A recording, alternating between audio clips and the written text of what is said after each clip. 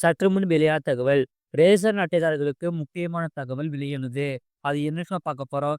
நீங்க நம்ம சேனல சப்ஸ்கிரைப் பண்ணாம இருந்தீங்கன்னா, மறக்காம லைக் பண்ணிக்கோங்க, சப்ஸ்கிரைப் பண்ணிக்கோங்க. மற்றவர்களுக்கு தெரியப்படுத்த ஷேர் பண்ணுங்க. இந்த தேதிக்கு பிறகு ரேஷன் கார்டு ரத்து செய்யப்படும். ரேஷன் பட்டியலில் இருந்து பெயர் நீக்கப்படும். இதுதான் கடைசி வாய்ப்பு. அதாவது ரேஷன் கார்டு வைத்திருக்கும் மக்களுக்கு மிக முக்கியமான அறிவிப்பு வந்துள்ளது. மார்ச் 31ஆம் தேதிக்குள் இந்த அப்டேட்டை உடனே முடிக்க வேண்டும். இல்லாவிட்டால் பிரச்சனை தான். அதாவது ரேஷன் கார்டு என்பது மிக முக்கியமான ஆவணமாகும். ரேஷன் கார்டு இருந்தால் மட்டுமே ரேஷன் திட்டத்தின் கீழ் உணவு பொருட்களை வாங்க முடியும். அதேபோல அரசால் நடத்தப்படும் திட்டங்களின் பலனை பெற விரும்பினால் உங்களிடம் ரேஷன் கார்டு இருக்க வேண்டும். ரேஷன் கார்டு விஷயத்தில் அரசு வகுத்துள்ள விதிமுறைகளை கடைபிடிக்க வேண்டியது அவசியமாகும். ரேஷன் கார்டில் நடக்கும் மோசடிகளை தடுக்கவும், சரியான பயனாளிகளுக்கு உதவி கிடைக்கவும் கேஒய்சி சரிபார்ப்பை அரசு கட்டாயமாக்கியுள்ளது. கேஒய்சி சரிபார்ப்பு என்பது ஆதார் கார்டு, மொபைல் நம்பர் மற்றும் கைரேகை பதிவு அடங்கிய ஒரு செயல்முறையாகும். உங்கள் ரேஷன் கார்டில் கேஒய்சி சரிபார்ப்பை இன்னும் முடிக்கவில்லை என்றால், உங்களுக்கு இலவச ரேஷன் மற்றும் பல வகையான வசதிகளின் பலன்கள் கிடைக்காது. எனவே இந்த அப்டேட்டை உடனே முடிக்க வேண்டும். ரேஷன் கார்டு கேஒய்சி சரிபார்ப்புக்கான கால அவகாசம் மார்ச் 31 வரை மட்டுமே உள்ளது.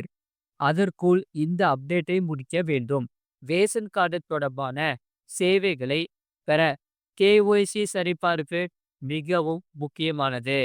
ஒவ்வொரு 5 வருடங்களுக்கும் ஒரு கேஒய்சி சரிபார்ப்பு செய்து கொள்வது மிகவும் முக்கியம் என்று விதிமுறை கூறுகிறது. இந்த டிஜிட்டல் யுகத்தில் நீங்கள் வீட்டிலேயே அமர்ந்து எளிதாக உங்கள் கேஒய்சி சரிபார்ப்பை முடிக்கலாம்.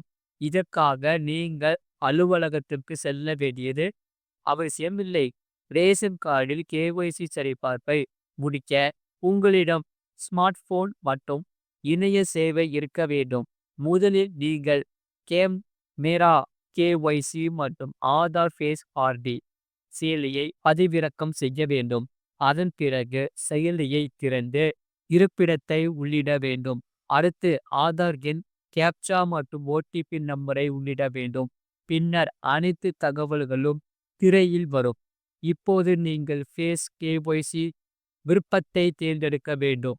கேமரா இயக்கப்பட்டவுடன் புகைப்படத்தை கிளிக் செய்து சப்மிட் பட்டனை கிளிக் செய்ய வேண்டும். கால அவகாசம் முடிவதற்குள் ரேஷன் கார்டில் கேஒய்சி சரிபார்ப்பை முடிக்காதவர்களின் பெயர்கள் ரேஷன் பட்டியலில் இருந்து நீக்கப்படலாம். அவர்களுடைய ரேஷன் கார்டும் ரத்து செய்யப்படும். அடுத்து மீண்டும் ஒரு ரேஷன் கார்டு வாங்குவது சிரமமாக இருக்கும். எனவே உடனே இந்த அப்டேட்டை முடிப்பது நல்லது. அப்போதுதான் ரேஷன் உதவிகளை தொடர்ந்து பெற முடியும். பொதுவாகவே ரேஷன் திட்டம் தொடர்பான விதிமுறைகளை மத்திய அரசு வகுக்கும். கேஒய்சி சரிபார்ப்பையும் மத்திய அரசே கட்டாயமாக்குகிறது.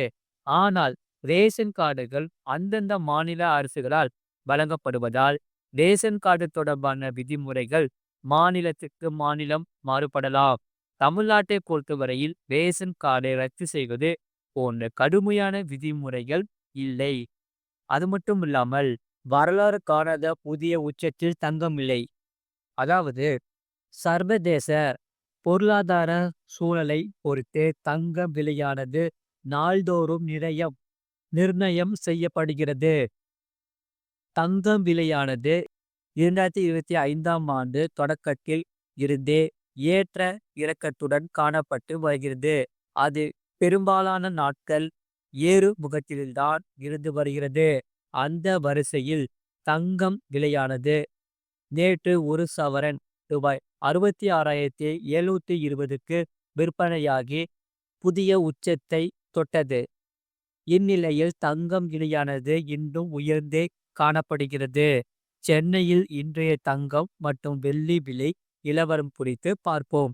சென்னையில் ஆவண தங்கத்தின் விலை நேற்று 1 கிராம் தங்கம் 8,340க்கு 1 சவரன் தங்கம் ரூபாய் 66,720க்கும் விற்பனை செய்யப்பட்டது. இந்நிலையில் இன்று தங்கம் விலையானது மீண்டும் உயர்ந்துள்ளது. கிராமுக்கு ரூபாய் 20 அதிரடியாக உயர்ந்து 1 கிராம் தங்கம் 8,360க்கும் சவரனுக்கு ரூபாய் 160 உயர்ந்து 66,880க்கும் விற்பனையாகிறது. சென்னையில் நேற்று 1 கிராம் வெள்ளி ரூபாய் 114க்கு விற்பனையான நிலையில் இன்று ரூபாய் 1 குறைந்து 1 கிராம் வெள்ளி ரூபாய் 113க்கு விற்பனையாகிறது.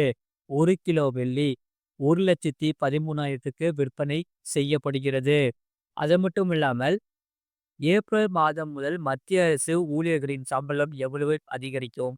அதாவது மத்திய அரசு ஊழியர்களுக்கு ஒரு வரப்பேர சாதமாக பிரதமர் நரேந்திர மோடி தலைமையிலான மத்திய அமைச்சரவை நேற்று 2% அகவிலைப்படி உயர்வை வழங்கியது.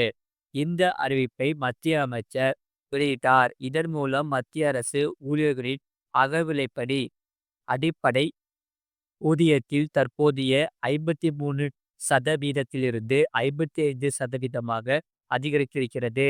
இதன்படி மத்திய அரசு ஊழியர்களுக்கு சம்பளம் எவ்வளவு அதிகரிக்கும் என்பதை பார்ப்போம். மத்திய அரசு ஊழியர்களுக்கு அகவிலைப்படி மற்றும் ஓய்வூதியதாரர்களுக்கான அகவிலை நிவாரணம் ஆகியவற்றை 2% உயர்த்துவதற்கு பிரதமர் நரேந்திர மோடி தலைமையிலான மத்திய அமைச்சரவை நேற்று ஒப்புதல் அளித்தது. அதிகரித்து வரும் விலைவாசி உயர்வின் அடிப்படையில் இந்த அகவிலைப்படி உயர்வுக்கு அரசு அனுமதி அளித்திருக்கிறது. இது கடந்த ஜனவரி 1ஆம் தேதி முதல் முன்தேதியிட்டு வழங்கப்படும். இதற்காக மத்திய அரசுக்கு ஆண்டுக்கு ரூபாய் 6,614.4 கோடி கூடுதல் செலவாகும். மத்திய அரசின் இந்த நடவடிக்கை மூலம் சுமார் 1,15 கோடி மத்திய அரசு ஊழியர்கள் மற்றும் ஓய்வூதியதாரர்கள் பயனடைவார்கள். இந்த அகவிலைப்படி உயர்வு அறிவிப்பு தாமதமானதால் ஏப்ரல் மாத சம்பளத்தில் உயர்த்தப்பட்ட அகவிலைப்படி முந்தைய 3 மாதங்களுக்கான ஜனவரி முதல் மார்ச் 2025 நிலுவைத் தொகையுடன் சேர்த்து கிடைக்கும் என தகவல்கள் வெளியாகியுள்ளன.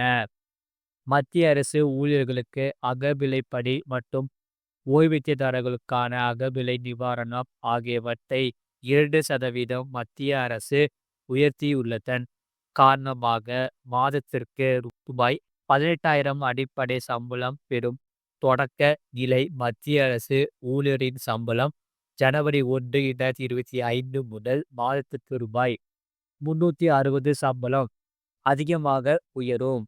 ஒருவரின் சம்பளம் மாதத்திற்கு 30,000 இருந்து அடிப்படை சம்பளமாக 18,000 இருந்தால் அவர் இப்போது 9,540 அகவிலைப்படியை பெறுகிறார். இது அடிப்படை சம்பளத்தில் 53% ஆகும். இருப்பினும் எதிர்பார்க்கப்படும் 2% உயர்வுக்கு பிறகு ஊழியருக்கு மாதத்திற்கு 9,090 கிடைக்கும். அதாவது வழக்கமாக வழங்கும் ஊதியத்தை விட ரூபாய் 360 கூடுதலாக கிடைக்கும். ஒருவேளை 3% அகவிலைப்படி உயர்வு ஏற்பட்டிருந்தால் ஊழியருக்கு 540 அகவிலைப்படி அதிகரித்து மாதத்திற்கு 10,080 உயரும். இது போன்ற செய்திகளை உடனுக்குடன் அறிந்து கொள்ள மறக்காம சேனலை சப்ஸ்கிரைப் செய்யுங்கள். மற்றவர்களுக்கு தெரியப்படுத்த ஷேர் செய்யுங்கள்.